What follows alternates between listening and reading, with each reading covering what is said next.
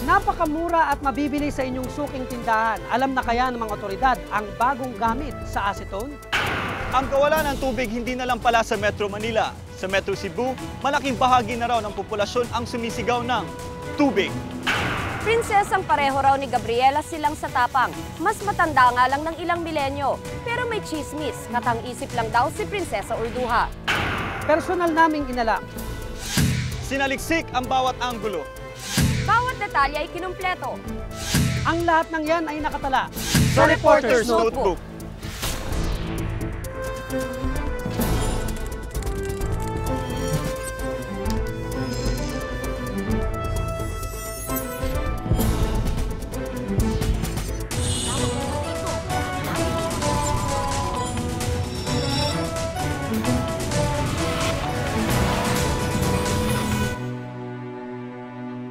Sa hirap ng buhay ngayon, kahit mga adik nagtitipid. Kaya kahit pantanggal ng nail polish, napagbalingan na. Babala ng mga doktor, masama ang epekto ng acetone sa utak at katawan.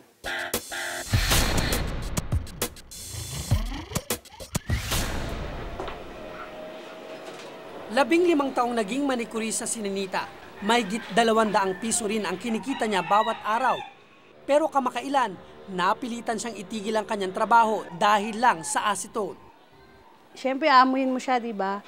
Matapang siya. Kaya takot ko nung mag-asawa na ako, kaya ako hininto kasi baka mamaya mainom, baka delikado sa bata. Maano siya naamoy ko pa rin kahit tapang. Ano yung masakit sa ganito? Masakit sa ilong. Kaya nga konti lang butas niyan para hindi umamoy. Kung ang ilang taong tulad ni Ninita ay di kaya ang amoy ng acetone, mayroon namang lulong dito, hindi bilang pambura ng nail polish, kundi bilang droga. Nakaka-high, nakaka-addict. Ito raw ang dahilan kung bakit may mga nahuhumaling sa acetone, bukod sa dapat ay tamang gamit nito. Tigil! Ang grupong SBS, isang gang ng mga kabataan sa Malate. Ang magbantay ng mga sasakyan ang kanilang trabaho. Mga parking boys kung tawagin. Pero hindi lang ito ang kanilang pinagkakaabalahan gabi-gabi. Habang nagbabantay, iniipon nila ang perang bigay ng mga customer sa kanila. Nag-aambag-ambag ang tropa tuwing gabi. May pambili lang ng acetone. Pamili lang ako. Kuya, nagpa-practice lang ko kami. Ilang sandali pa, umpisa na ng kanilang session. Isang bote ng acetone sa halagang 10 piso at basahan sa bawat isa. Sold na raw ang buong tropa. Wala pa na.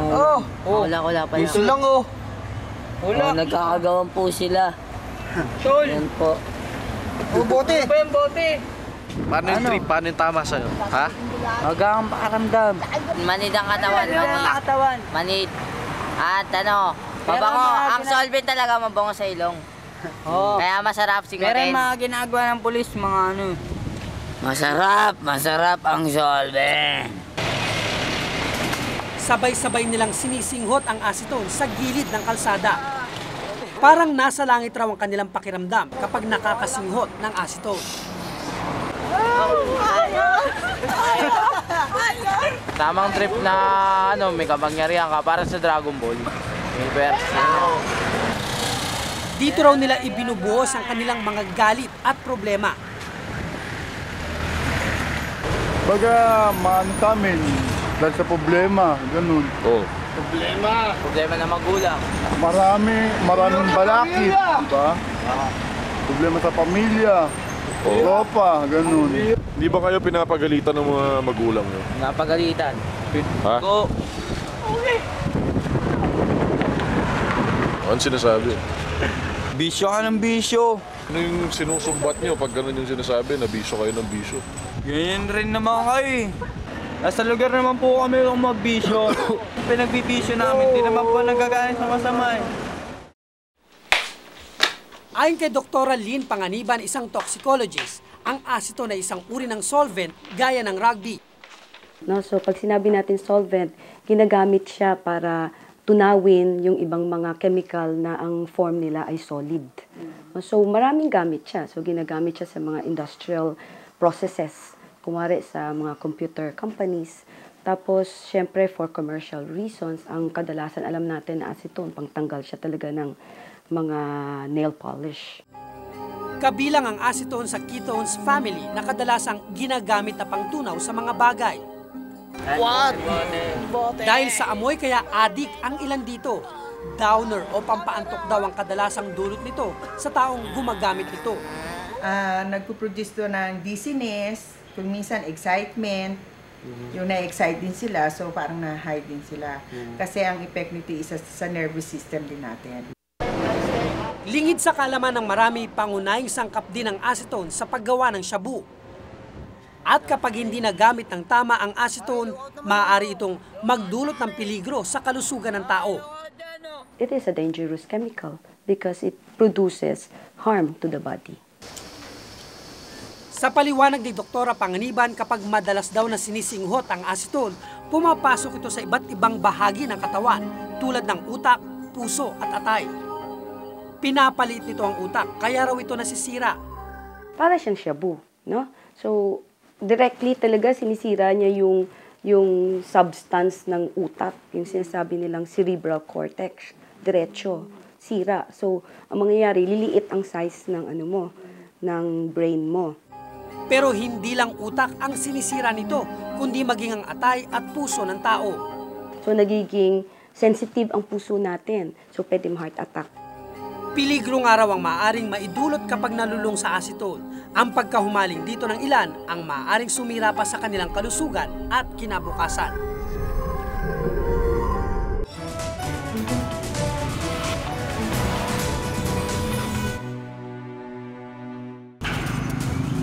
Tila lumalawak ang bilang ng mga nahuhumaling sa acetone sa pagpapatuloy ng Reporter's Notebook. Matamis.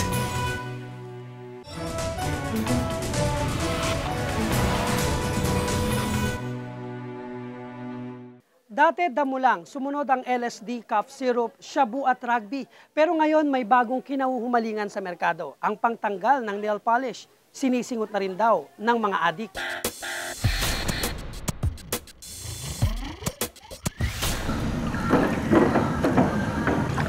Mahigit 3 taon ng bangkero si Mang Igoy, di niya tunay na pangalan. Sa kanyang edad na 40, nahumaling siya sa acetone. Mahigit 2 taon na raw siyang adik dito. Sa mga kasama niyang bangkero raw siya natuto nito. Kaya naman halos araw-araw kung gumagamit daw siya ng acetone. Tulad ng ilan, dito raw niya ibinubuhos ang kanyang mga problema sa buhay.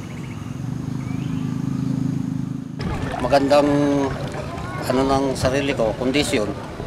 Limot ko lahat yung bagay na dapat na yung problema para baliwala. Bawat araw iniipon daw niya ang kanyang kinikita sa pagbabangka para lang makabili ng acetone. Dahil sa kanyang edad, naisip-isip na raw ni Mang Igoy na itigil ang kanyang bisyo. Nararamdaman ko naman sarili ko na para iba talaga kaysa doon sa hindi sa dati kong sitwasyon, hindi ganun. Ang barkada naman ni Rico at Mambo, mga nasa high school, minsan ang sinubukan ng acetone. Hindi na raw nila ito natigilan. Pare. Parang langit nga daw ang trip ng acetone, kaya nila ito binabalik-balikan. Pag tinira niyo yun, para rin mo kayong lumulutang, masarap po pakiramdam. Pagkagaling sa eskwela, diretso na sila sa bahay para makasinghot ng acetone. Last din talaga, yun lang ho ang murang pang Hindi mo namin kaya presyo ng mga mahal na pang acetone kahit saan makakabili ho kayo. Parang parehas din naman ho ang tama nun.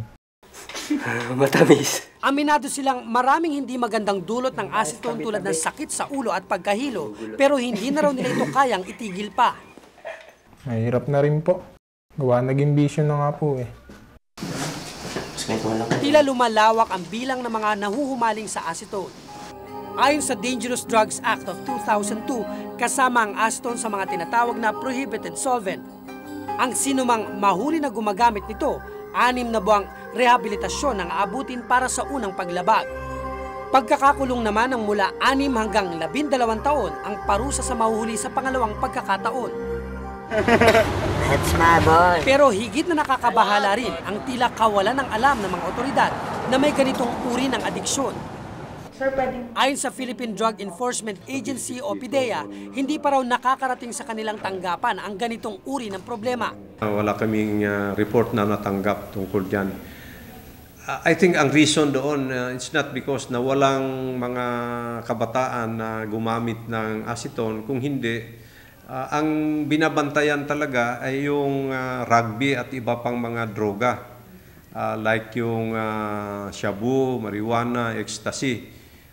Dahil hindi pa gaanong masasabi nating serious yung problema na yan tungkol sa acetone abuse. Bagamat agad na paiimbestigan daw ito ng PDEA, maraming bagay pa raw ang kanilang unang tinututukan. Kung makikita namin na matindi na rin itong problema sa acetone, bibigyan din namin ng kaukulang pansin. Ayon naman sa Anti-Drug Task Force ng NBI, madali raw kasing nakakabili ang kahit na sino ng acetone kahit saan, kaya mahirap itong mamonitor. Ito dapat ibenta lang to do sa talagang gumagamit nito. But nagkaroon nga ng mga outlets na yun ang nagbebenta in small, very small quantity. Dagdag pa ng NBI dahil na rin sa commercial use ng acetone, kaya mahirap itong i-regulate. Kung pagkaumaling ang dahilan kaya hindi matigilan ng ilan ang acetone. Simpleng trip naman ang nag-udyok kay Ruel kaya niya ito sinubukan. 14 na taon siya noon ang unang tumikim ng acetone. Mayroon akong barkada. Bali na parang na-influensyahan lang niya ako. Bali 3 sila tapos bali naging mga 6 kami ganyan. Tapos parang napasama rin ako sa kanila. Natry ko rin kasi nababanguhan ako sa mabango sa yung amoy ko sa kanya. Acetone, downers. Iba raw ang naging tama ng acetone sa kanya. Masakit sa ulo, tapos ano kayang aantukin ka na, ganyan. Ngayon, wala na raw bisyo si Ruel. Imbis na malulung pa sa droga, pinag-uukulan niya ng pansin ang paghahanap buhay bilang isang driver. Kung iisipin, napakasimple lang ang gamit ng acetone. Pero ika nga, kung aabusuhin ng sino mang tao, ang mga abuso rito, sa huli, siya ang talo. Ako si Cesar Apolinario at ito ang nakatala sa aking Reporter's Note.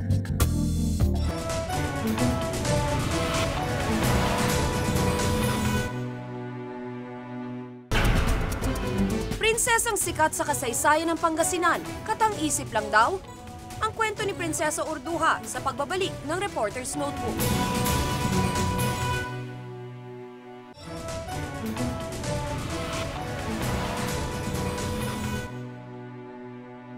Prinsesang bida sa kasaysayan ng Pangasinan, sikat daw dahil sa kapangyarihan at tapang. Pero ayon sa mga dalubhasa ngayon, imbento lang ang kwento ng prinsesa. Pero syempre, may kumukontra.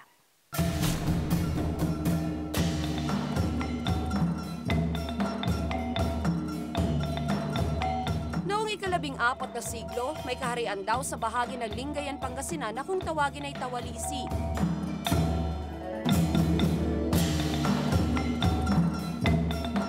Isang prinsesang mandirigmang ubod ng tapang ang sinasabing namuno. Siya si Prinsesa Urduha, itunuturing na bayani sa Pangasinan dahil sa pagtatanggol niya rito laban sa mga mananakop. Pero ngayon may mga nagsasabing di raw totoo ang kanyang kwento.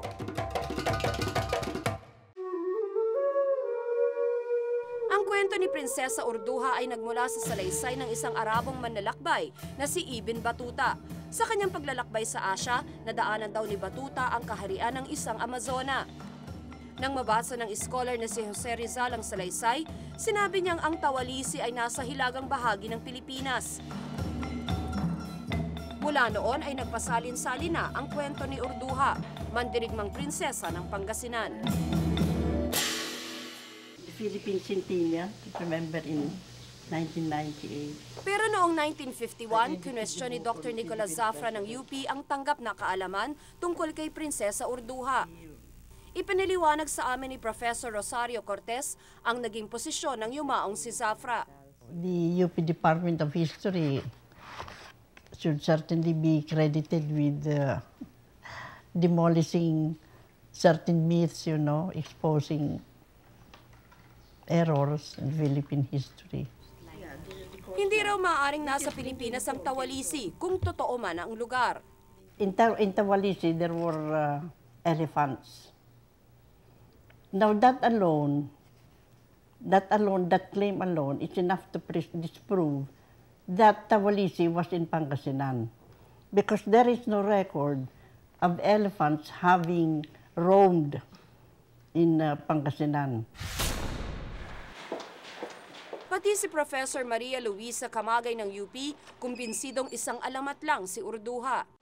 Tumutukoy siya sa lugar ng yung French Indochina noon, or Indochina. So, yun, French Indochina is Vietnam, Laos, or Cambodia. Siguro yung tradisyon ng mga Apasona, mas buhay doon. O baka maaring buhay doon, pero hindi sa atin. Myth o mito lamang daw si Prinsesa Urduha. Ito ang opisyal na posisyon ng Departamento ng Kasaysayan ng UP. Pero kung hindi totoo si Urduha, bakit sa ilang material na ginagamit sa pagtuturo ay hinahanay siya kasama ang ibang mga bayani? Idolo ng babaeng ito si Prinsesa Urduha. Maging ang kanyang mga magulang, idolo rin ng prinsesa. Princess Urduha kasi ang ipinangalan sa kanya. Hindi na raw mahalaga ang sinasabi ng ilan na hindi totoo si Prinsesa Urduha. Kahit ano ang the belief or alin ang tama, syempre kapangalan ko, siya ang hero ko.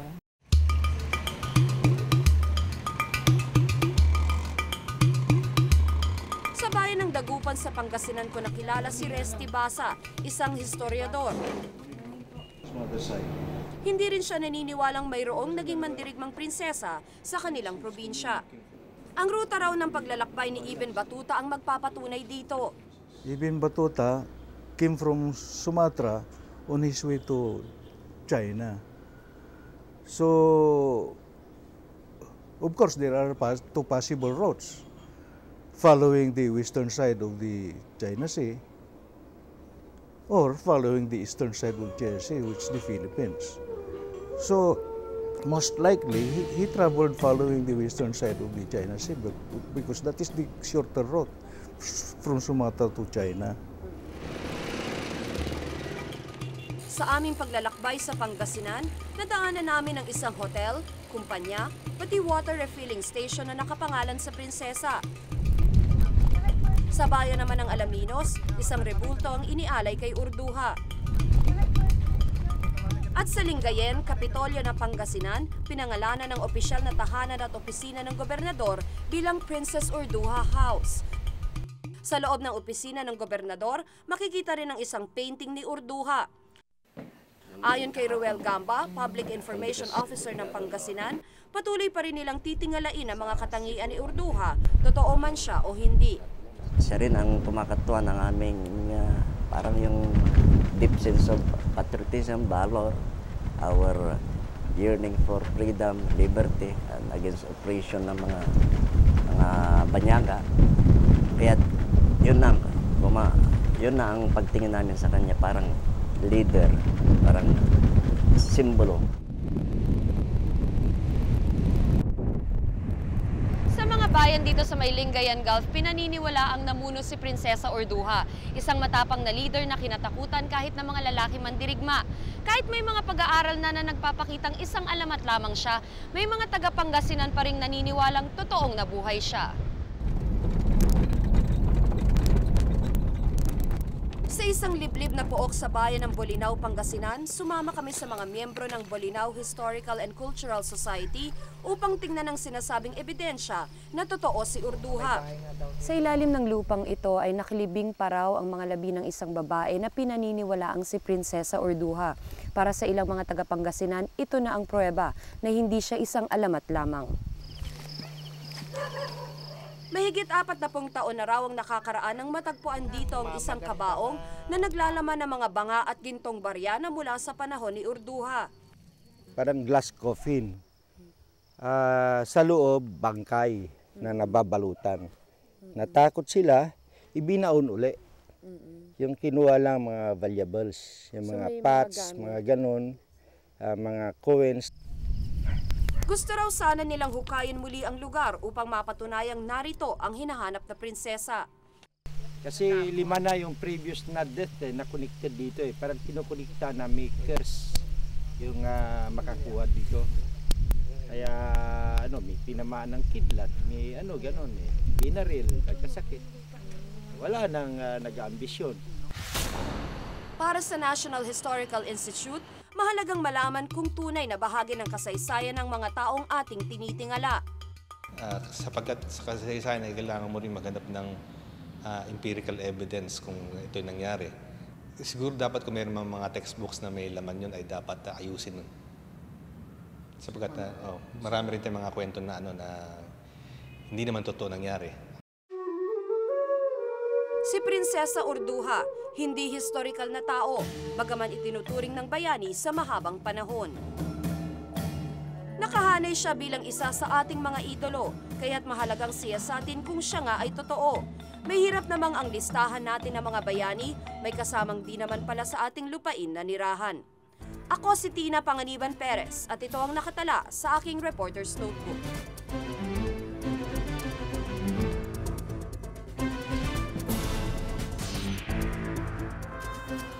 Kwento ng mga tigang na lupain at kabahayan sa Metro Cebu sa pagpapatuloy ng Reporter's Notebook.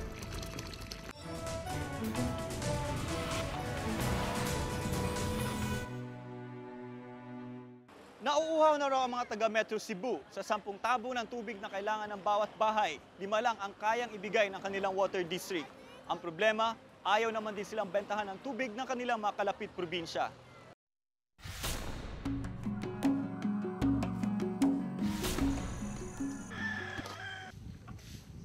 Sa Barangay Busay sa Cebu City, halos hindi pa man tirik ang araw. Si Mang Venerando gising na. 1 oras din siyang naglalakad para lang may magamit ang kanyang pamilya na tubig. Kasi ang spring sa baba, yung bahay namin dito sa taas. Kasi karamihan sa mga bahay dito sa nakalagay sa taas, wala kaming pa mga bahay punta dito sa bahay namin, tubig. Sa spring water reservoir o bukal na ito, kumukuha si Mang Venerando ng tubig. Hindi raw kasi umaabot ang serbisyo ng tubig sa kanilang lugar, ang sitio Babag 1. Kung tutuusin daw, mas nanaisin pa raw nilang walang kuryente kaysa walang tubig. Kung may tumulong sa amin, ang gusto namin maayos yung tubig namin papunta sa mga bahay namin sa taas. Isa lang ang Barangay Busay sa nakakaranas ng krisis sa tubig sa Cebu City. Katunayan, 50% lamang ng buong Cebu City ang kayang serbisyuhan ng Metropolitan Cebu Water District o MCWD, ang tagapangasiwa ng tubig ng Cebu City. Bagamat pinakamatandang lungsod sa Pilipinas ang Cebu, larawan ito ng isang maunlad na syudad. Pero akalain mo bang ang isa sa pinakamayamang lungsod ng bansa, kinakapos na raw sa tubig? Sinamahan ako ni Engineer Ernie Delco ng MCWD sa isa sa pinagkukunan ng kanilang tubig, ang Buhisan Dam, ang kaisa-isang dam ng Cebu. 5% raw ng tubig na dinadala sa syudad mula rito. Samantalang ang malaking bahagi raw ay nanggagaling sa mga malalaking deep well. Ayon sa kanya, kapos na kapos raw ito para matugunan ang pangangailangan ng may 10,000 pamilya at ilang establisamento. Dagdag pa raw ang patuloy na paglaki ng populasyon ng Cebu, samantalang ang pinagkukuhanan ng tubig, limitado. If I have to answer yes or no, talagang yes. Pero yung degree of shortage, baka sabihin mo, grabe ang shortage sa supply. Sa Neville Hills, Busay, Cebu City, nakilala ko si Joseph Libres, isang government employee at may 6 na anak. Kung pagmamasdan, tila wala siyang problema sa paglilinis ng aso, pero ang ginagamit niyang tubig galing sa pinagbanlawan ng mga nilabhang damit. 20 taon na raw silang nagtitiis at nagre-recycle ng tubig.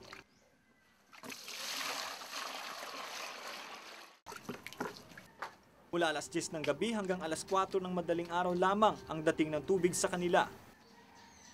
So my kids are really giving out their yung sabihin natin yung sleeping habits nila parang napabayaan sa pag-aabang ng tubig. Maging ang pinampaliguang tubig daw, kanila pang sinasahod sa batya para magamit pa ito na pambuhos sa inodoro. Minsan hindi na raw siya naliligo upang magamit ng kanyang mga anak ang tubig. Sana naman yung mga may kinauukulan, they would really look into this problem. Dahil alam ko, batid na batid ko na sila. 24 hours yung tubig sa kanila. Dito walang pumapansin sa amin. Hindi naniniwala ang Patak Sugbo, isang alliance ng mga NGO sa Cebu sa katwiran ng MCWD na kulang ang water supply. Ang problema lang natin dito sa Cebu na yung distribution sa water supply, no? Palaging yung mga mahihirap na mga kasama nating mamaya na palagi sila yung na-deprive ng supply ng tubig. At iba pa yung mga maliliit na mga areas, maliit na subdivision. Kasi pag nag-supply ka doon sa hotels or sa MEPS halimbawa, malaki ang revenues natin dyan on a per cubic meter kasi mahal yung binabayaran nila. In effect, sinasubsidize mo yung mga maliliit. Dagdag pa ng Patak Sugbo, wala raw dapat diskriminasyon sa pag-supply ng tubig. Mahirap man, mayaman man, o mga nasa business sector man, kailangan niya magbigay siya ng pareha ng supply ng tubig, sufficient supply ng tubig. Handa naman daw tumulong ang lokal na pamahalaan ng Cebu City sa kasalukuyang problema. Yun nga lang, wala pang konkretong plano. That matter has not yet been brought in an official discussion among the councilors with some people from MCWD updating and presenting the status of the available water. Sa kasalukuyang sitwasyon, tila madali itong sabihin pero mahirap gawin. Ang problema sa tubig hindi lamang nararamdaman ng mga Cebuano. Sa Metro Manila, mahigit 12%